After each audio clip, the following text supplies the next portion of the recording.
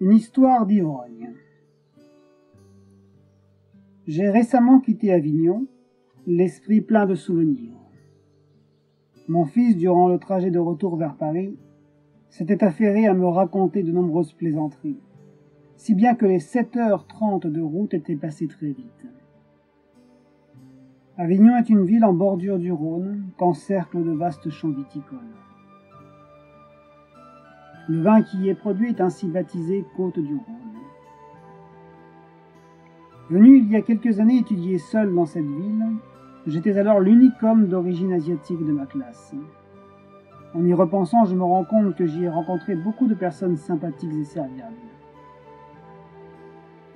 Lorsque l'on quitte son pays, on a toujours besoin d'être aidé. Le bouddhisme souligne lui-même l'importance de créer de bonnes affinités avec tous ceux que nous rencontrons.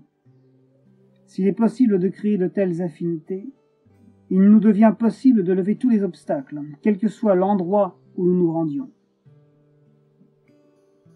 Je rencontrai ce week-end un certain nombre d'anciens camarades de classe d'Avignon qui se souviennent en particulier avoir appris le kung-fu à mes côtés sur le parking de notre école.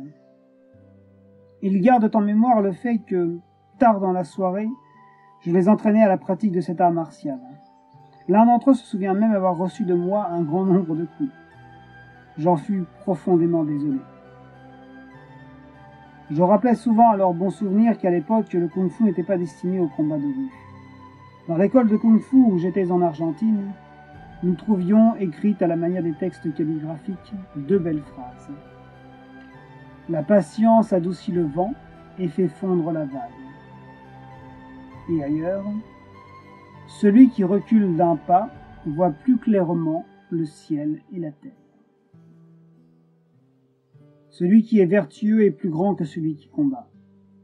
C'est un gâchis très regrettable qu'une personne particulièrement brillante au combat soit en contrepartie fort malhonnête. Lors de ce week-end, l'un des copains que j'avais retrouvé me parla d'une vieille histoire que nous avions tous vécue, mais que j'avais oubliée. Pourtant, il leur suffit de me la raconter pour que tout me revienne en mémoire. Voici cette histoire. Il y a quelques années, je me souviens qu'une abondante récolte de raisins avait autorisé la mairie d'Avignon à inviter tous les habitants de la ville pour partager un verre de vin des côtes du Rhône devant le palais des papes. Nous qui étions de pauvres étudiants, nous n'hésitâmes pas à profiter de cette aubaine. Ainsi, ce fut la classe tout entière qui se fixa rendez-vous sur le parvis. J'y allais moi-même en compagnie de mes voisines, mais lorsque j'arrivai sur place, je les égarai bien vite dans la foule. Je remarquai ensuite combien quelques-uns de mes camarades étaient avinés. Ils essayaient d'escalader un mur du palais. À dire vrai, le vin étourdit l'esprit, à tel point que certains, après qu'ils ont bu, se figurent capables de toutes sortes de prouesses. Le fait est que l'alcool tend à faire oublier les dangers. Je rencontrai ensuite d'autres camarades de classe qui me proposèrent d'aller manger chez un copain. Nous partîmes ainsi assises dans une voiture exiguë. L'une de ces 6 personnes, lorsqu'elle était en état d'ivresse, devenait très agressive. Aussi avait-elle eu l'idée d'ouvrir la fenêtre de la voiture et d'injurier tous les badauds à proximité, les qualifiant de connards. Certains passants ainsi insultés ne manquaient pas par ailleurs de lui retourner l'injure.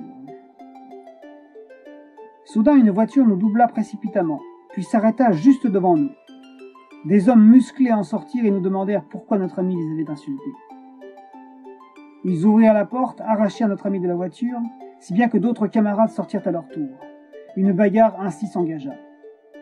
Le conducteur de notre véhicule eut vraiment très peur et hurlait mon prénom en me demandant de faire quelque chose. Pour être tout à fait honnête, j'étais moi-même dans un état d'ébriété avancé. J'étais déjà bien en peine de me tenir debout, il m'aurait donc été très difficile de me disposer au combat. Je descendis de la voiture et je vis quelqu'un frapper un copain. Je donnai alors une petite tape amicale sur l'épaule de l'individu. « C'est nous qui sommes en faute », lui expliquai-je alors, « et notre camarade n'aurait jamais dû vous insulter. » Suite à cela, je lui présentai mes excuses. J'ajoutai que si jamais la colère devait encore l'animer et qu'il n'acceptait pas mes excuses, il pouvait me frapper sans que je le frappe moi-même en retour. J'attendis ensuite de recevoir un coup de l'homme à qui je venais de m'adresser. Les bras ouverts, la poitrine exposée, j'attendis. Mais au lieu de me frapper, il me serra la main. Il me confia que sa colère avait disparu. À partir de là, nous essayâmes tous deux de séparer nos amis respectifs. Je renouvelai alors une seconde fois mes excuses auprès de tout le groupe. J'étais prêt à les inviter à boire un nouveau verre afin de dissoudre ce malentendu. Mais ils déclinèrent mon offre et partirent très vite. Je ne me souviens plus de la manière dont je retournai ensuite chez moi. Le lendemain même, je ne me préoccupais plus de cette affaire qui, à mes yeux, n'avait plus d'importance. Ce n'est pas le cas, pourtant, de certains de mes camarades qui, lorsque je les ai retrouvés dernièrement, ont reconnu que cette histoire les avait marqués. Beaucoup de gens s'imaginent qu'il est dommage d'apprendre les techniques d'arts martiaux, si ce n'est pas pour les utiliser quand l'occasion se présente. En réalité, la pratique des arts martiaux ne vise pas uniquement au combat. Il y a derrière ces arts une très profonde philosophie. Cette pratique permet de trouver le véritable chemin de l'existence et de sortir du cycle des réincarnations. Si vous êtes dans une situation dangereuse, ce que vous ont appris les arts martiaux peut vous sauver la vie.